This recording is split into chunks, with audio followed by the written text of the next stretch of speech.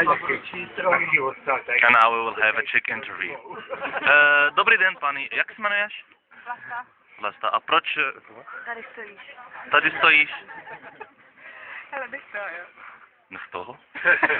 Chceš nech toho? To je sír nech toho?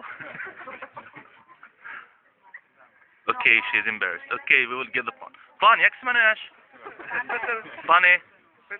Petr. Tak, co chceš, Petr? Syre. To, jak to?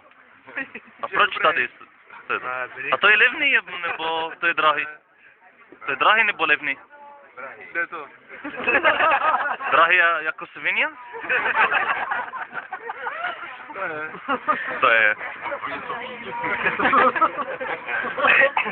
A co chceš říkat do vláda? Prezidentovi. Jo, prezidenta. Jo. Klaus nebo clown.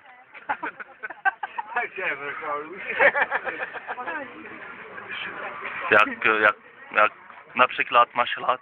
Nebo co? Mám hlad. Momentálně mám hlad.